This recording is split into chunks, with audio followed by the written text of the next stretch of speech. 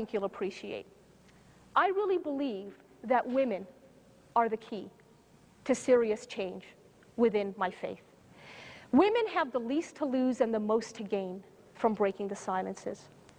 And the way I think that we can begin to empower women in the Muslim world is economically, by offering them micro-business loans, $100, $200, to start their own, well, businesses, earn their own assets, and with those assets, they can do whatever they wish. Why? Because in Islam, there is consensus that when a woman earns her own assets, she gets to keep 100% of that money and do with it as she sees fit. And what can she do with it? For starters, she can become literate. Learn to read the Quran for herself, see all of the passages that it offers for dignity and for her own respect.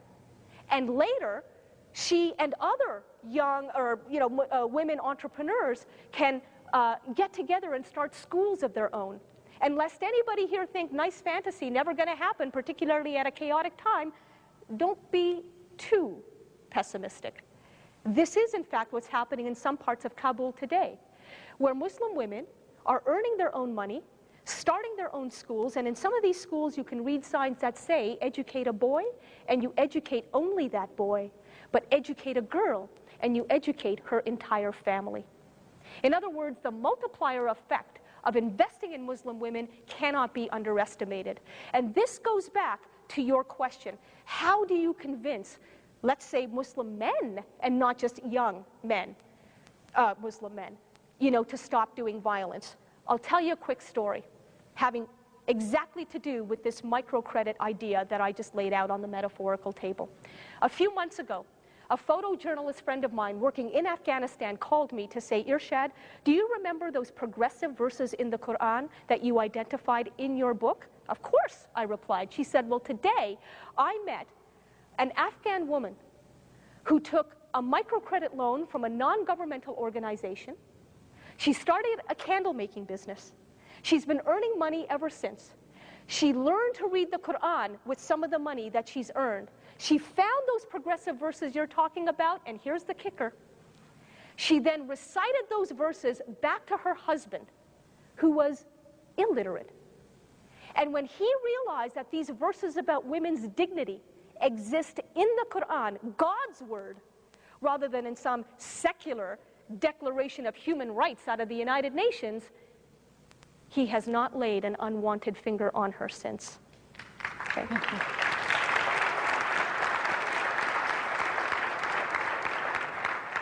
The big question is, can this idea be scaled up so that we can have a multiple-fold impact on the lives of real people? And I believe it can. My final idea that I'll throw out to you to think about is, why not, forgive the phrase, ladies and gentlemen, a new coalition of the willing?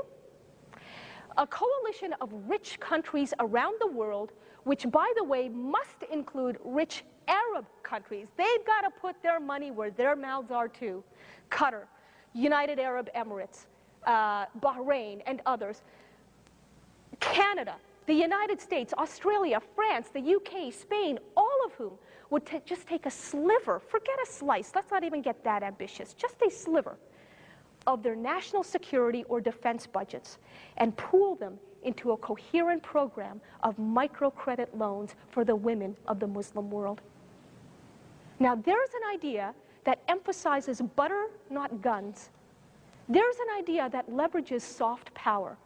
And I cannot emphasize enough that the beauty of this idea is that it is eminently compatible with the teachings of Islam, so that it can even be packaged in religious terms for those societies who most need it. Remember, Khadija, the Prophet's first wife, a wealthy, self-made merchant.